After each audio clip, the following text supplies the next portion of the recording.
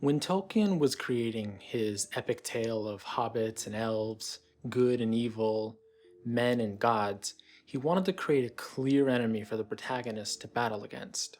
In The Lord of the Rings, the main antagonist of the story is Sauron, the Abhorred. He was a fallen Maya and Melkor's best lieutenant. He sought to conquer the world by creating the Rings of Power and tempting the various races to their doom through greed and malice. The grand conflict of the Second and Third Age of Middle-earth was the battle between the men and elves and the orc armies of Sauron. But who are the orcs? Well, there are varying different origins for the orcs in Tolkien's writing, but it's generally accepted that they originated from the first Dark Lord, Morgoth.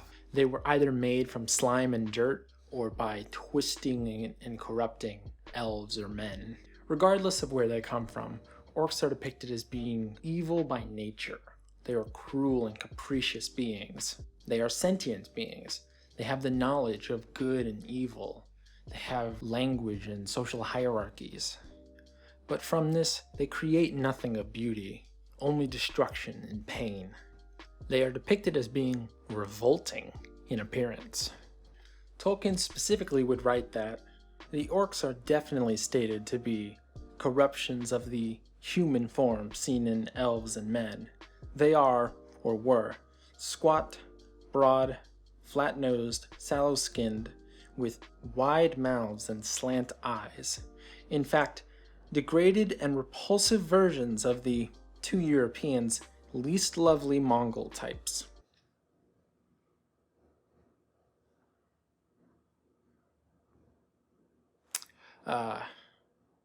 Yikes. This ain't it, Chief. I hate to say it, but that's kinda a bit racist. To say that the naturally evil, unredeemable, scourge of the earth monsters that exist to antagonize the Eurocentric good guys look like Mongols? Not a good look there. This racist contextual background would carry with the orcs as they would then get adapted into later fantasy literature and culture. Dungeons & Dragons, which is the most popular way to roll weird rocks and worship Satan since 1974, pulled a lot of their ideas from fantasy writers like Tolkien, and with them brought a lot of these same racial undertones as well.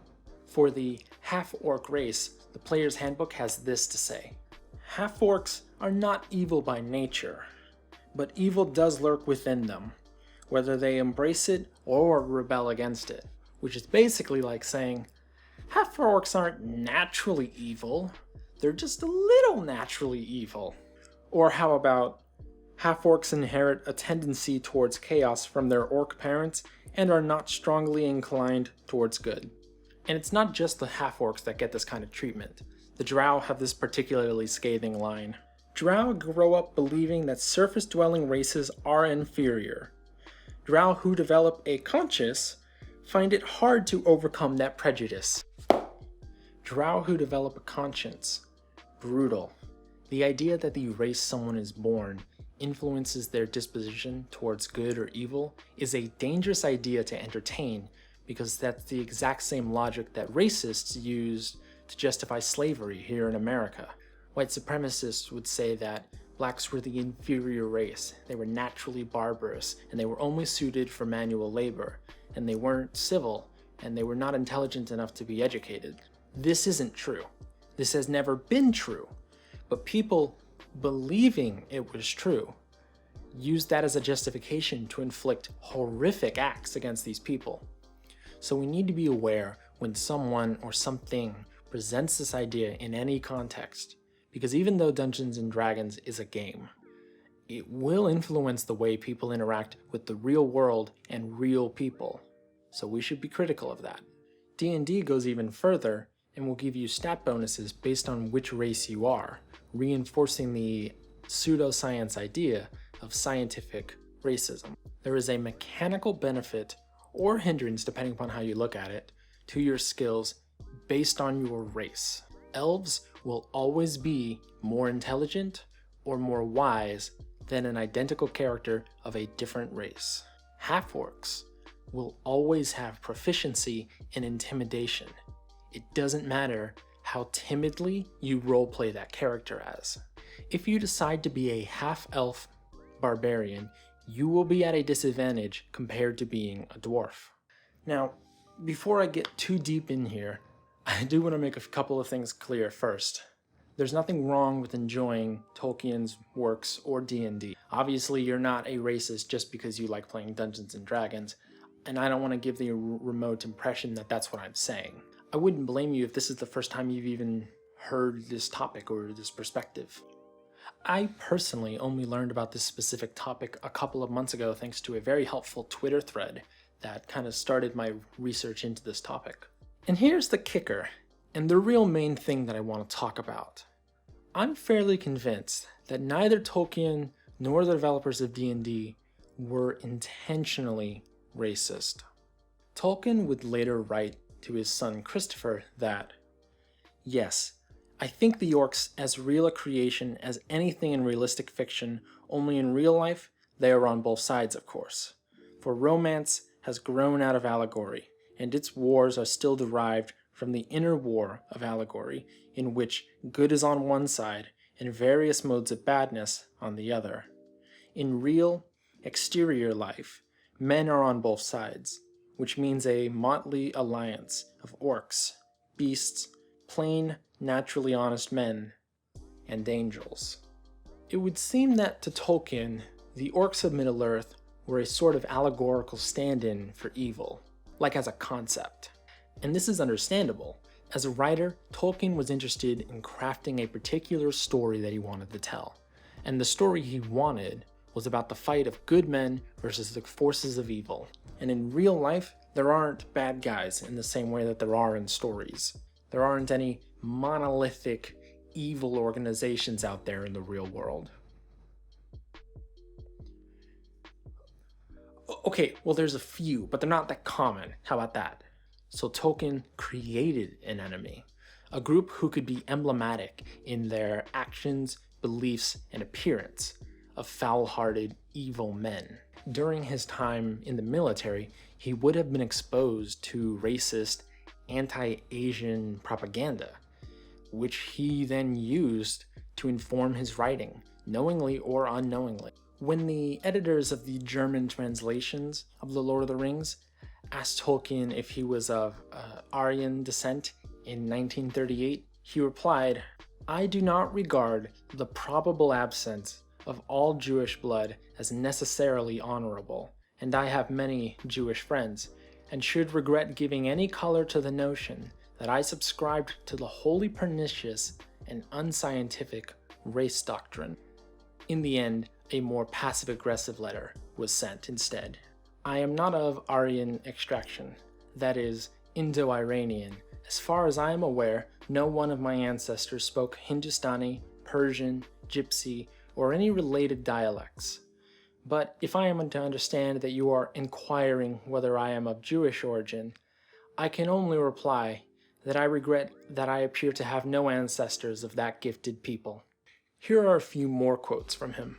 The Germans have just as much a right to declare the Poles and Jews exterminable, vermin, subhuman, as we have to select the Germans. In other words, no right, whatever they have done.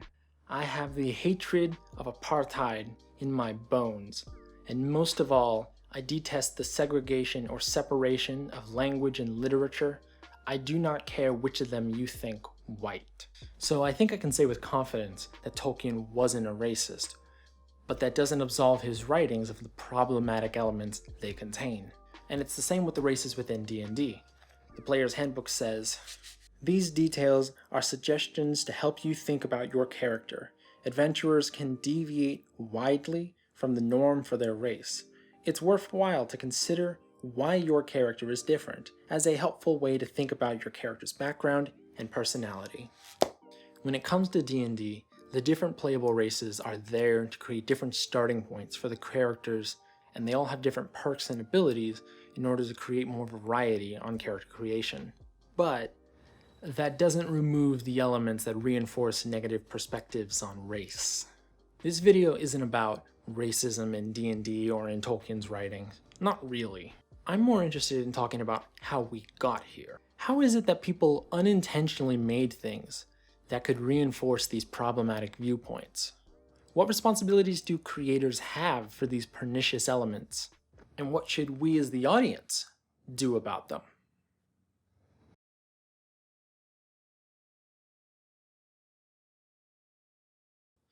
So, let's start with how these things happen. When a creator is making something, they usually have some kind of idea that they want to express. Sometimes the idea changes throughout the creation process or is fleshed out as they go, but generally there is something that an artist wants to convey. Maybe they want to express a sense of isolation or tell a story of personal victory. Maybe they want to shock the audience. There is an infinite possibility space of ideas that artists can convey, so they paint the canvas, they put words in stanzas, and they choreograph dances in order to convey that meaning. So that's how the artist experiences their creation. From the idea comes the thing that exists to express that idea. The audience, however, comes from the exact opposite direction. So the audience looks at the thing and then asks, what was the idea that was trying to be conveyed here? So the audience listens to a song and they think, oh, I think the composer was trying to create a sense of victory or resolution here. Or you read a poem and they think, I think the poet was trying to express the distance between everybody because language is a barrier to understanding. The audience doesn't get to know what the original idea was. Instead, they have to make guesses and approximations based on what the thing is. And one of the ways you can evaluate art is how well does this reflect what the artist wanted to express. If you've ever left a movie theater and you were left feeling like, God, that was super pretentious, you know exactly what I'm talking about. The director or the writer thought that they had a really interesting and complex idea that they wanted to express, but they failed to deliver on that, and so the audience walks away feeling like it just missed the mark completely. The audience is very aware of when a work completely fails to be what the creator wanted it to be. Another element to take note here is the difference in the amount of perspectives that are going to be on each side. From the creator side, there is one viewpoint. There's a direct line between the idea to the thing that they made to express that idea. But from the audience's perspective, there's going to be as many different interpretations as there are people who look at it. Each person is going to bring a different background in history when they experience the thing, and that's going to cause them to draw out different ideas based on that. Like flashlights shining onto a statue from different angles, each is going to cast a different shadow. And each shadow reflects something true about the statue, but is not the same thing as the statue. You've probably heard of the idea of the death of the author. It's an idea that originates from literature, but extends to all art forms. The idea is that even the author's interpretation of a work of art is only one interpretation and is not the definitive answer to what a piece means. Relying solely on an author's interpretation is to impose limitations onto the text. So, we must separate the author from their work in order to liberate the art from interpretive tyranny, which is a super fun art term for you there. I feel like it's fairly self-evident why this mode of thinking is helpful. There are going to be so many different interpretations on a piece of art, and it's unreasonable to decide that only the author's is legitimate. In some cases, the author is actually dead, and so they can't tell us what they meant when they were making something. Sometimes creators are going to be secretive or elusive when it comes to what they meant when they were making something. And sometimes artists change their mind later on what it is that what they were making was all about. So even if the author did get to have the final say, which of their perspectives gets to be the right one? But even beyond that, I think the simple truth is that the artist isn't going to get to sit down with you and explain what they were trying to do when you're experiencing their art. You just experience their work, create your own meaning from that, and you get to take that with you. And plus, if the author just clearly defines what it is that they were trying to accomplish with a piece of work, it really kind of defeats the purpose of really engaging with it in any meaningful way. Your lyrics lack subtlety. You can't just have your characters announce how they feel. That makes me feel angry. To be fair though, not all interpretations of a work of art are good. There's no lack of bad takes on the internet. Just go into the comments section of any free jazz performance on YouTube, you'll see what I'm talking about.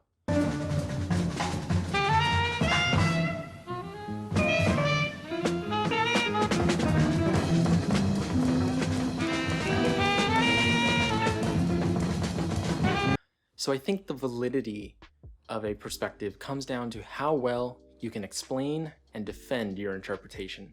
If you can cite a lot of examples and evidence from within the piece and create a cohesive narrative for your explanation, you've got a rock-solid interpretation right there. And if multiple people come to the same conclusion, all the more evidence that it's probably a good one. So, what happens when a large portion of an audience can see something in a piece of art that the creator in no way meant to put there? Yeah, that's how we get artists who accidentally end up using racist terminology and propaganda, even though they themselves aren't racist. And it's gotta be one of the most difficult lines you have to walk as a creator, because you have to be careful, not only about the idea you wanted to express, but all of the other ideas you accidentally express.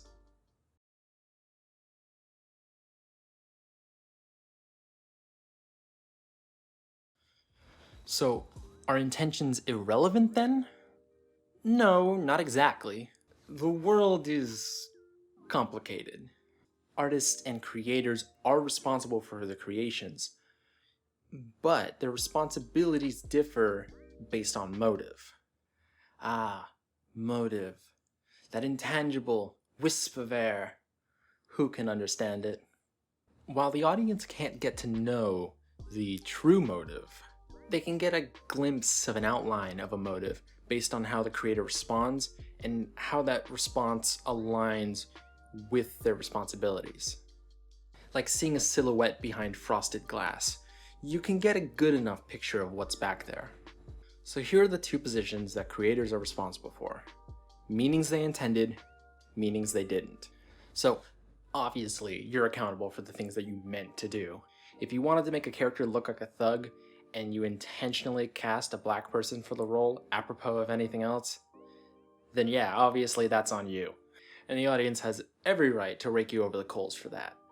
Your responsibility for things you didn't intend is where this gets murkier. First, your responsibilities are proportional to the validity of the claim. So for example, if you were making a historical period piece about ancient Japan, and so you cast an exclusively Japanese cast, any claims that your casting is lacking in diversity don't hold water in this case. In this case, the racial casting serves a deliberate purpose towards achieving historical accuracy and maintaining verisimilitude. So you don't have any responsibility to respond to a claim that you're lacking in diversity. Some people are always going to have an incredibly angry, passionate, vitriolic response to even the most benign things. So while it benefits you to see where there could be merit in every interpretation, we don't need to pretend that every interpretation is valid. But the more merit that a claim has, the more people who come to the same conclusion, the more evidence they can use to support it, then the more responsibility you have to address it. The nature of your response is going to depend on the nature of the problem. I can't possibly address all of the different kinds of things you may want to or need to do across all forms of art, so I'm not even going to attempt to. But I will put forth a few different ideas and examples just to give an idea of the kind of breadth and scope of your response. If you find that someone's critique of your work has merit, you can openly admit where you failed. You can talk about what you were intending to do. You can address how that will be taken into account going forward. Maybe you need to take down your blog post shortly so you can rewrite the elements that were problematic and then put it back up. Maybe you include a notice in all future shipped copies of your book that outline what this issue was and addressing why it couldn't be fixed for the publication. Maybe you just need to make a public apology on social media. Maybe you need to leave a video up so that its discussion of problematic elements can be left as a record. Or maybe you need to take the video down so that its problematic elements don't continue to contribute to discourse. The discourse.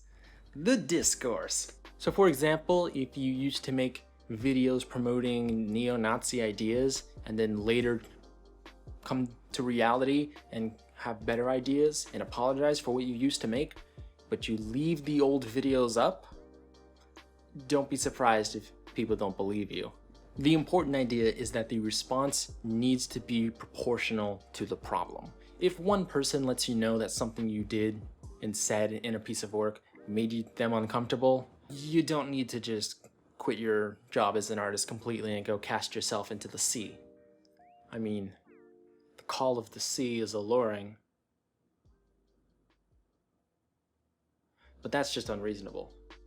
If you believe an accusation made in good faith doesn't hold merit, there is a way to civilly discuss why you don't think it's a fair reading of the work.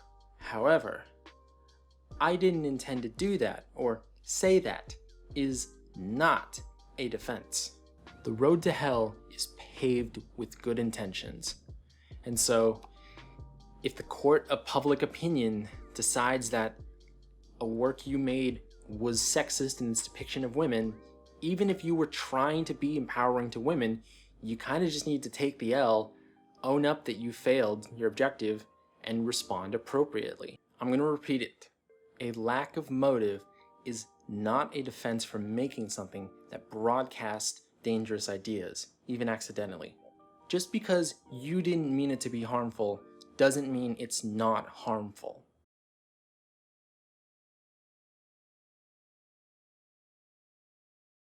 Oh, don't worry, audience. I'm getting to you. In the same way that creators have a responsibility, the audience also has a responsibility, and it also depends on the motive of the creator. And again, it needs to be proportional to the problem. Remember, you only get to see a distorted, reflected, upside down version of the creator's motive, not what their true motive was. So in general, you need to temper your response and not be so quick to bring out the torches or to get #cancel whoever trending on Twitter. If someone did put something into their work that is harmful and they openly admit to doing so, then yeah, let's go grab our pitchforks. But if they say that that's not what they were trying to do intentionally, you kind of need to take them at their word, at least at first. People need time to reflect and grow, so you need to ensure that you do give creators some room to do that. Artists, shockingly, are people. Active creating is an incredibly personal one, and whether you want to or not, in making something, you put part of yourself into your work. And because of that, a critique of their art can feel like a critique of them, which is why so many creators will come out and try to defend that they weren't trying to be harmful. What you're saying is that this character is a racist stereotype, but what they hear is you're a racist. So reflexively, walls start going up. No, I'm not a racist. I was just trying to make this statement on socioeconomic factors, or no, I'm not a sexist. That's purely circumstantial. It can take days, maybe weeks, for these walls to start coming down and for a person to be able to reflect on these a little bit more unbiasedly and to let emotions cool down. Now, I mean, you don't need to give them years to go through this process, but just because someone doesn't instantly respond the way that you want them to after an accusation comes out doesn't mean they're not going to, or that they're like secretly a closeted bigot or something. And it's also important to look at trends over time and how any one incident fits within this general trend. You know, if someone has a long history of making really good, meaningful, and interesting art, but then they make that one really off-color joke on Twitter, doesn't mean you instantly need to go and burn all your fan merch. On the flip side, if someone says something that seems like it's a dog whistle for anti-Semitism and they keep doing it, even if they do apologize, if it keeps happening, you don't have to accept their apology. As in all things though, all things in proportion. And finally, we need to keep in mind that literally nothing is perfect. I can find a legitimate criticism within any piece of media. If you're actively looking for it, you can find some kind of negative biasing or harmful message that exists in anything. Bob Ross, canceled. Fred Rogers, super canceled. Hank Green, canceled. If you're ready to go and grab the torches and burn someone's ship down the moment they have a single mistake in something, you're just setting somebody up for a shipwreck. No one's perfect. We are all going to make mistakes. You're not perfect, I'm not perfect, she's not perfect, none of us. So let's not pretend like our favorite creators aren't humans too. Ultimately, being critical of the art that you're making and consuming is a good thing. It's healthy to be critical and examining of the things we're taking in. And we can all learn so much by being critical of problems, as well as admitting where we were too critical of something that wasn't as big of a problem as we thought. We should all be moving forward as creators, as audiences, to enjoy art that challenges us, inspires us, and help us see the world in all of its beautiful and contrasting perspectives. So let me know in the comments what things I said here that need to be criticized. Like I said, nothing is perfect. Certainly not me, certainly not this video. But by being critical of it, I can move forward and make better things in the future. And I hope to see you when I'm making those better things. Thanks for watching. Hey, this video started out as a just research and exploration into the racist origin of different races in D&D, and then turned into a 30-minute discussion about motive of creation in art. Go figure. If you were more curious specifically about that issue of race within D&D, I'll put a couple of links below of people who have also talked about this subject, as well as some people who have worked on potential solutions. So if you play D&D and you want to change that, maybe look at one of those solutions. In general, I think the mere fact of being aware of a problem goes a long way towards actually solving it. You can't fix something you don't know is broken.